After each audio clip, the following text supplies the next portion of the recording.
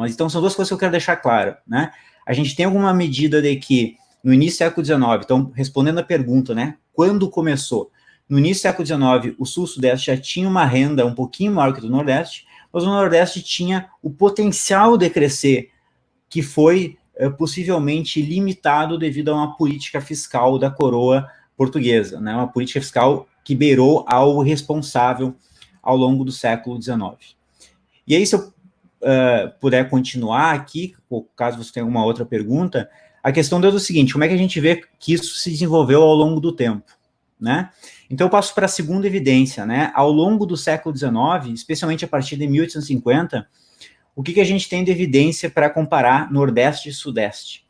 Uma das evidências que nós temos é a evidência chamada antropométrica, que é a altura das pessoas. Então, a gente usa muito isso em história porque, como a gente não tem dados de renda, a gente sabe que a altura das pessoas ao longo do tempo está correlacionada com o seu bem-estar, que inclui renda.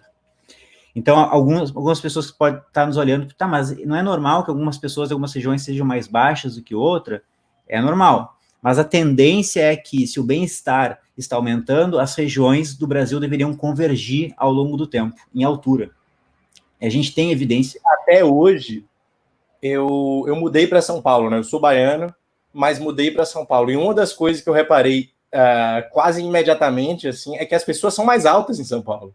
Não é à toa, inclusive entre as classes mais ricas e tal. É muito interessante isso. Exato. E o que a gente tem evidência disso para um monte de países, né? E não é porque é paulista, não é porque é isso ou aquilo. É simplesmente a gente tem uma carga nutricional entre gerações que vai deixando as pessoas mais altas. Então, existe o trabalho do Daniel Franken, um norte-americano que fez pesquisa aqui no Brasil, e ele mostrou que já na metade do século XIX existia uma diferença de mais ou menos 3 centímetros entre a população nordestina e a população do sul e do sudeste. Então, o que isso... Não, eu só ia puxar uma coisa. Você está aqui falando que ainda no século XIX já existiam evidências dessa desigualdade entre as regiões, quer dizer, Exato. Essa desigualdade já existia. Mas aí tem um ponto que em algum momento do passado, Salvador e Recife foram as cidades mais ricas do Brasil, né? Ali bem no início da colônia, pelo menos essa era a impressão que eu tinha, eu não estou fazendo uma afirmação aqui, estou fazendo uma pergunta. E isso se perde, e ali o que você está falando para a gente é, já no meio do século XIX, você tem evidência de que essa diferença já existia, né? Exato. Mas aí a gente tem que fazer umas qualificações. Só desculpa interromper, mas você não sabe exatamente quando, entre, digamos, 1600 e 1850, que essa desigualdade virou, né? Porque aqui a gente tem que fazer algumas qualificações, né? Porque a gente tem que pensar que em 1600 até poderia ter uma renda um pouco maior, mas não era significativa porque era um período pré-moderno, né? Então, o que significa um período moderno? Significa que a gente tem crescimento constante ao longo do tempo. Não é circunstancial, não é naquele momento que uma cidade é mais rica do que a outra.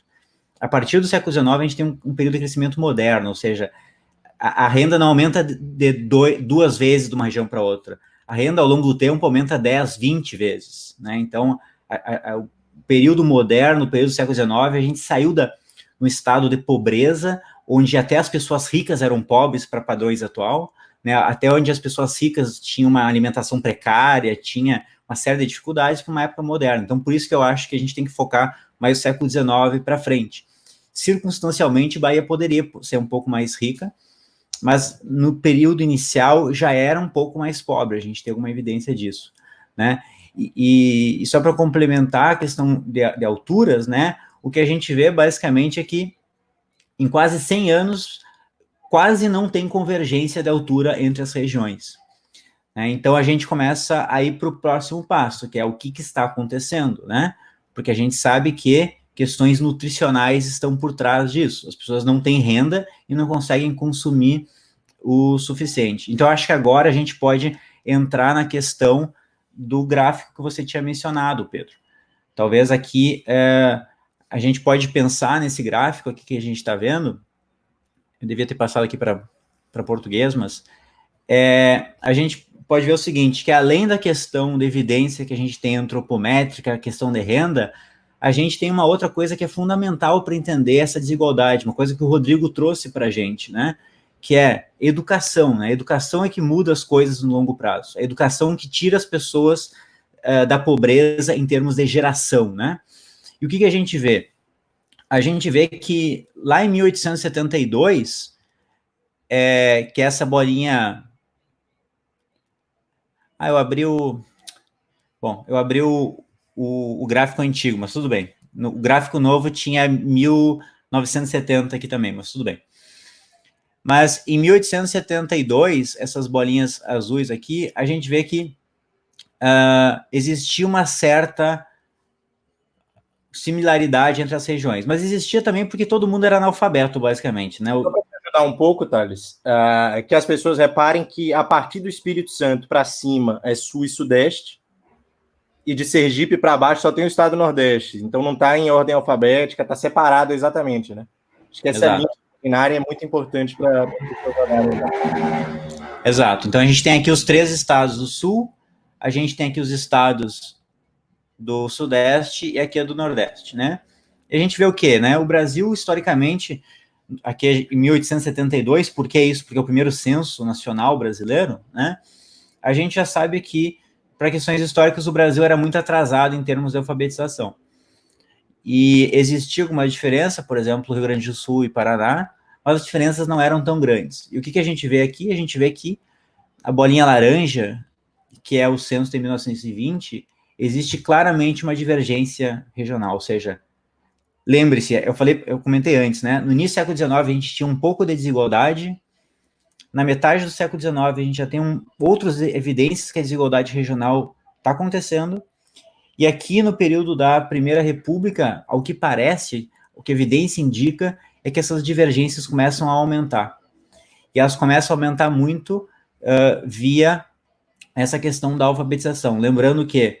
Lembro que no LEF, claro, é um livro super antigo, apesar de ser um clássico da historiografia econômica, é um livro que pode estar atualizado, então você, por favor, me ajude se eu estiver citando algum dado errado.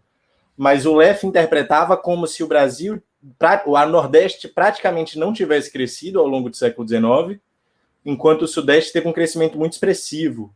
Eu lembro desse ponto do LEF que me chocou muito, que ele cogita até a possibilidade de uma recessão no século, assim, que o Nordeste foi ficando até um pouco mais pobre no fim do século. Então, essa é a época que você está descrevendo, né? Teve o gap que já existia, ele abriu muito ali na segunda metade do século XIX, principalmente, né? Quando o café começa a se desenvolver. Exato. Então, o LEF, na verdade, ele... hoje a gente sabe que para a primeira metade do século XIX ele não estava muito correto. Então, ele acha que teve uma estagnação na primeira metade do século XIX no Nordeste, o que não é verdade. O Nordeste teve um potencial de crescimento que não se realizou, mas teve algum crescimento, né? O que a evidência mostra é que as divergências começaram a aumentar na segunda metade do século XIX, sim, e talvez, aqui eu estou me arriscando um pouco, porque a gente não tem ainda o trabalho pronto, mas boa parte dessa divergência regional se acelerou durante a Primeira República.